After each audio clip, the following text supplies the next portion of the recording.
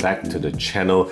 Today I'm featuring a piece from a new company. So this is Wrist Lore. These guys are going to launch on Kickstarter their inaugural piece very soon, and I'm going to time this, or at least try to time this as close as possible to the release. So you can see here time for the view, and you know, these guys, they have a desire to create aviation inspired modern handcrafted timepieces. So check out their website for a little bit more about the story and inspiration behind the brand if you're interested in that. So without further ado, let's just open up this box for you guys to show. So just a simple cardboard box. I'm not sure if this is completely finalized, but this is what they sent me in terms of this prototype here. All right, so a little bit of gilt, Wrist Lore symbol up the top there. And here is the inside of the packaging. I'm not sure if this will be the final arrangement of the production models, but in here, what we have here is pretty much a warranty card, right? There's no manual, it's just a warranty card, a little bit of a, I guess, congratulations message from the company. That's the card there, and then the rest of this are a little bit of tags and, you know, social media influencer guide or requests there. And here's the watch itself. So let's just get it off the cushion. Right, that's it there for the packaging, and I'll show you the piece in closer detail here. So guys, this is the Wrist Lore Blackbird limited edition. This is what they're calling their inaugural piece. So let's just try to get it running. And pop the crown in to get it running there. Okay, so there it is running now. So let's just talk about the movement first of all, and I'll show you this Canteen lock crown, which is kind of an interesting feature actually. That's a little bit of a talking point. So that's a nice little thing that they've done here. Certainly a different thing about this watch. So the movement in here, guys, details down the left of screen here is a Miyota. It's the 82S0.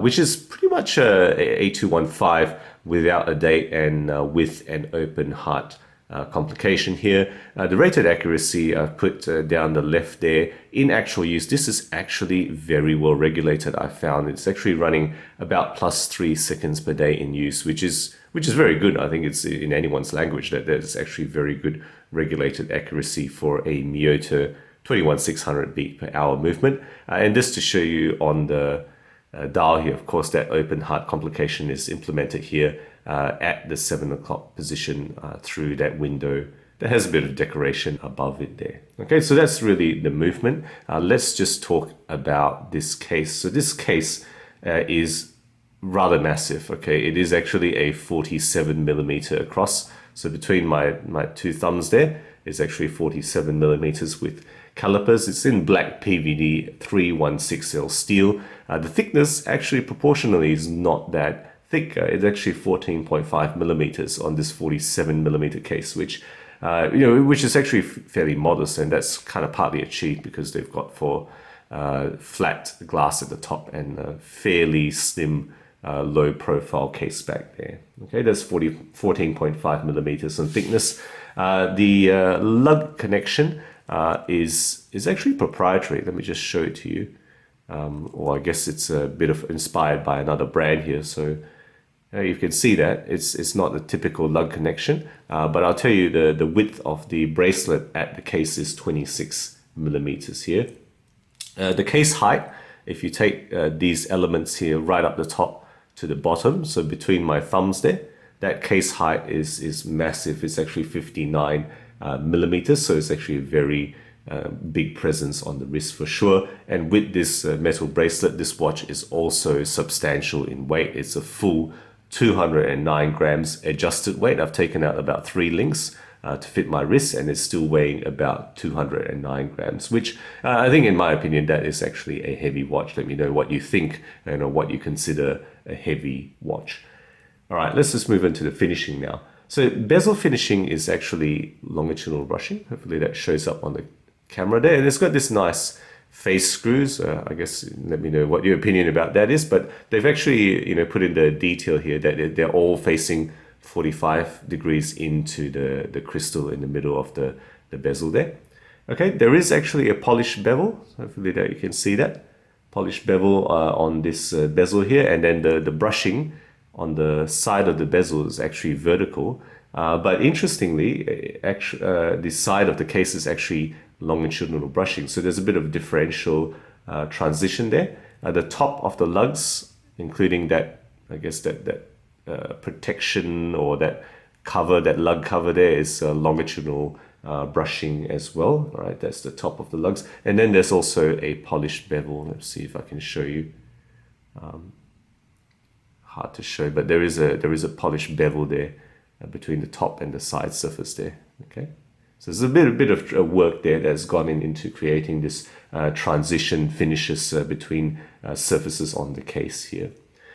All right, so that's the most of the top here, and then just to show the bottom of the case here, it does have horizontal, or I guess what we call transverse brushing. I think it's going to be very difficult for me to show it in this light here. Okay, there you go. Maybe you can see that a bit. There's actually transverse brushing in that direction on the bottom of the case here. The case back there does have circular brushing. Okay, show you that case back there with a actually sapphire display back. They've actually printed the company logo over the top there, but you can still see that Miyota movement, which of course in a case this size is kind of going to be an undersized movement in a large case, right? That's unavoidable when you're going for a case this size and using a separate third-party type of movement.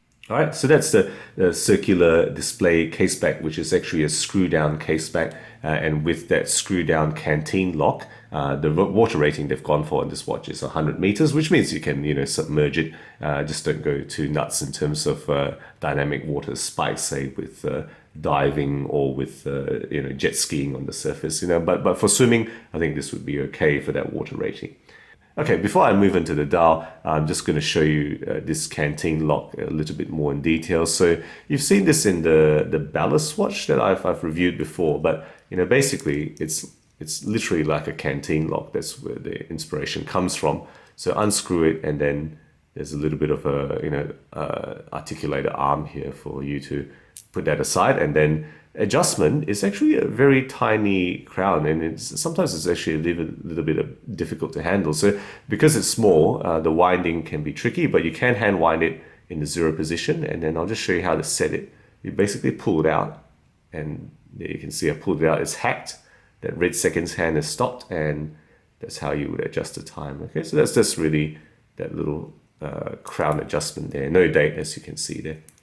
All right, so this is going to screw it back on.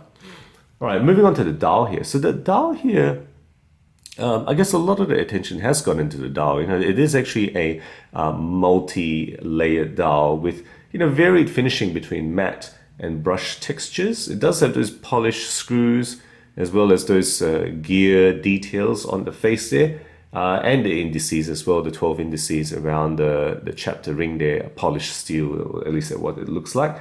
And the overall decoration, I think it kind of supposed to mirror the movement underneath. That circle around the Wrist Lore logo at the 12 o'clock position. It's kind of supposed to invoke the mainspring, and then the rest of it is kind of gears and bridges, that kind of mirror the details of the movement itself. All right, on the dial itself, there's an open chapter ring around the dial. You've got Wrist Lore up the top here, and then at the bottom it's got limited edition, straddling 5 o'clock to 7 o'clock position. On the flange, you also do have additional chapter ring details, if you can see that, and then you've got a bit of red detail at the side here between the 10 minutes and 20 minute arc there on the side, the right side of the dial. And just to note that the chapter ring on the flange actually has 1/5 second divisions, if you can see that on these macro shots that I've put here. Okay, the hands, simple baton hands, which are kind of a PVD, and a red stick for the seconds. The C1 Superluminova that they use is really only on the hour and minute hands. No other part of this dial has loom, and of course I'll put a loom shot right here for you guys to see how that might look in the dial. All right, on top of that, a flat sapphire crystal. That's what they've gone for, right? It's pretty simple. There's a bit of anti-reflective coating, I think. They haven't stated, but just looking at the behavior of this, there is a little bit of AR coating that I've noticed.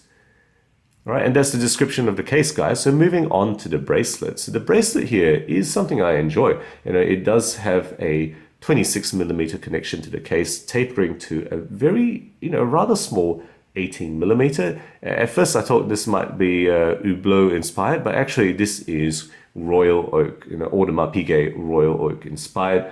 Black PVD steel. It does have those integrated ends there, right? The end links is integrated or kind of proprietary custom onto the case there. It does have a screw link adjustment, so I'll try to show it to you guys. Hopefully you can see, yep, there you go. All right, they've gone for screw link adjustment here on this bracelet. And a rather good butterfly clasp as well. So, let's just show it to you. You actually go one side in and then this side out. And again, if you look at AP bracelets, they kind of like have that same look with the symbol at the middle there. Okay, so that's really how this bracelet has been finished and executed. So I'm just going to put it on for the wrist shot for you guys now. So let's just get this on here. And there we go, the Wrist Lore Blackbird limited edition. Remember, it's a rather massive watch, 47mm diameter and then 59mm, case height there. In any, I guess sensibility, it is actually too large for my wrist. So you're gonna need a larger wrist to carry this, I guess, more properly. I think, at least in my opinion, this watch personally, I feel is too large for me.